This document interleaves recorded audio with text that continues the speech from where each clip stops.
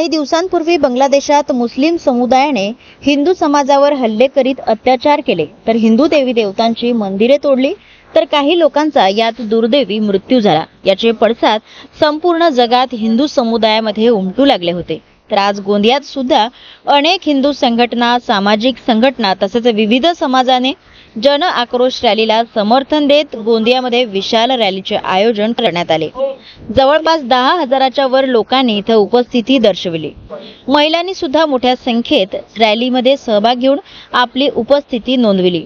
गोंदिया शहरात येणारी संपूर्ण देशामध्ये एक संदेश देण्याचे प्रयत्न केला गेला की हिंदू कुठेही हिंदूवर होणारे अत्याचार सहन करणार नाही। देश तसेच राज्य पातळीवर बांगलादेशवर झालेल्या हिंदू व अल्पसंख्याक समाजावर अत्याचाराचा निषेध नोंदविण्यात आला। त्याचप्रमाणे गोंदियात देखील भव्य अशी जन आक्रोश रॅली काढण्यात आली।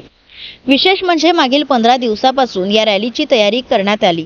प्रत्येक मंदिर, धार्मिक स्थळे, त्याचबरोबर गणपती मंडळा स्पर्धा, पोस्टर लावून या रॅलीमध्ये सहभागी होणारे आवाहन करण्यात आले। केंद्र सरकारने बांगलादेशात हिंदू बांधवांवर हल्ले करणाऱ्या संघटनांविरोधात हवे तसे पाऊल न उचलल्याने देशात हिंदू आपल्या तीव्र भावना नोंदविल्याशिवाय राहणार नाही। याशिवाय धर्मांतरण हा मुद्दा सुद्धा गंभीर मुद्दा असून देशाला हिंदू समाजाला कीड लावणारा मुद्दा आहे आणि धर्मांतर बंद होण्याबद्दल सुद्धा आंदोलकांनी सरकारला आवाहन करण्यात आले आहे।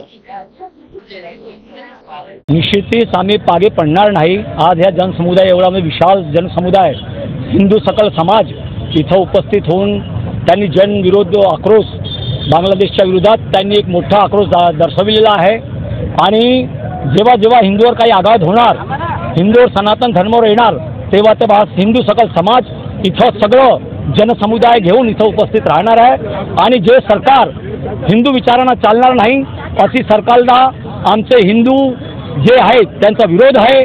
आणि जेव्हा जेव्हा हिंदूवर आघात होणार आहे तेव्हा समाज एकत्रित येऊन त्याचा निषेध करणार आहे। हा त्यांनी सरकारने घेऊन घ्यावा आणि पंतप्रधान नरेंद्र मोदींनी यावर लक्ष देऊन तातडीने यावर कारवाई करावी अशी विनंती माननीय पंतप्रधान नरेंद्र मोदीजींची आहे। आक्रोश आहे आणि कुठे हिंदू सुरक्षित आहेत का असे प्रश्न निर्माण काय सांगा? बांगलादेशची जी घटना आहे ती फार निंदनीय आहे।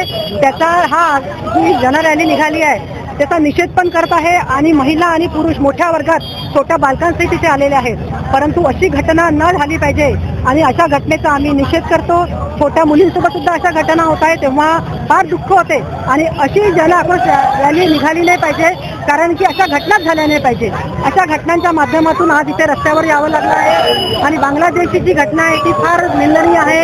आणि जेव्हा आपण त्या विषयावर जेव्हा जातो तेव्हा त्या परिवारावर किती मोठं दुःख पोहोचवलं असेल याची एक। आज ये जो विशाल रैली थी ये सकल हिंदू समाज द्वारा थी, गोंदिया द्वारा थी।